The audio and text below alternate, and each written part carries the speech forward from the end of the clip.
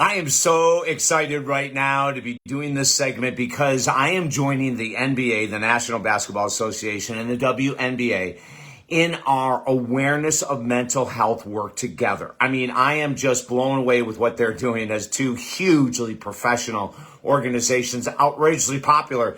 Right now during the playoffs, amazingly popular, but all during the year of basketball, it's always been my number one. I remember at 5 years of age, sleeping with my basketball every night. I was a basketball junkie, played a couple years at Syracuse University, and then honestly, I just wasn't good enough to continue. I could have continued. The coach gave me an opportunity to play for my final 2 years, but he said I wouldn't play hardly at all, and I just knew that I wasn't ready to put that amount of effort and time into something and not get on the court at all. However, I have stayed glued to basketball. I love it, and I'm seeing in the playoffs the NBA and WNBA doing incredible public service announcements for mental health awareness, and we need this. And the reason I'm joining them and I'm promoting the heck out of what they do is because the American Psychological Association a number of months ago did a bunch of studies, and one of them was 80% of Americans reported they did not have the emotional coping skills to deal with the stress of the politics, the pandemic, the inflation, etc. I mean, people are really struggling with mental health, depression, anxiety, insecurity, low self-confidence, PTSD, unhealed wounds. There's just so procrastination. Oh my Lord. I mean, the number of mental health issues that are around us today are incredible. Troubles with sleeping, addiction issues that are caused by mental health issues. So we go underneath the addiction, we're going to always find a mental health issue. The most important thing I can tell you right now from my own experience with mental health is you have to ask for help.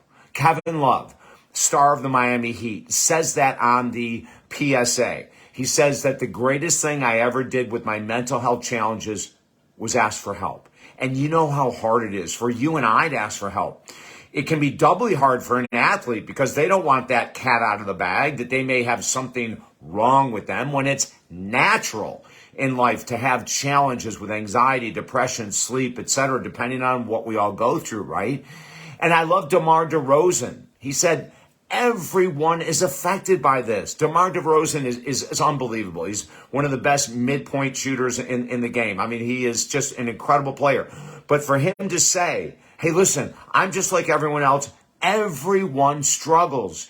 This is so important. You know, when you have people saying everyone struggles, David Essel is saying I struggled. Oh my Lord, I had massive struggles that led to a 30-year addiction, but underneath the addiction was untreated depression, untreated anxiety, untreated ADD, untreated ADHD. I had no idea until 1990 because, you know, I was Mr. Motivation on Lifetime Television, Mr. Motivation on Fox, Good Day New York, Mr. Motivation on the cover of magazines, for God's sake. I mean, I was all over the place. I didn't have time to admit that I had mental health issues, so I drank them away, or I tried to. I tried to use drugs and alcohol to self-medicate so I wouldn't have to feel the incredible lows that were going on a daily basis, which led in 1990 to a failed suicide attempt.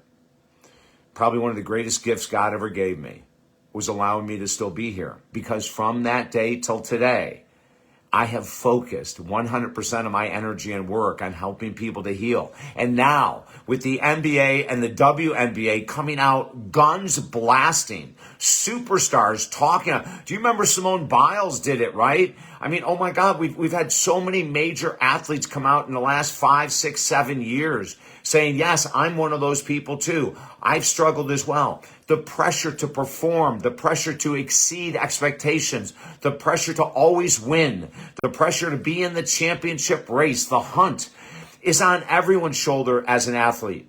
I work with other athletes too. I work with Major League Baseball players, golfers with their mental health attitudes. So it's common to ask for help. Ask for help. Don't do what I did. Don't wait until a failed suicide attempt before you raise your hand and say, I need help. That's what I love about the WNBA and the NBA commercials. They're saying we are professional athletes. We've asked for help, and we're recommending that you do the same thing. Listen, at our website, talkdavid.com, comment below, share these videos. At the website, you can get 3 free books on helping you to become more proactive in life, more positive in life, and healthier in life. And if you want to work with me one-on-one, from anywhere in the world, let's do so. Because of inflation, we even have scholarships going on right now to help decrease the cost of your work with me. If I can sit here and admit that I've had mental health challenges, if players from the NBA and WNBA can admit it, it's okay for you to do the same because we're here for you. I'm David Essel, and this is good news every day, every week, every year. That's all we do. David Essel Live, Helping Americans Heal, the podcast, heard on Buzzsprout.com, and of course the website, talkdavid.com. Have a beautiful day.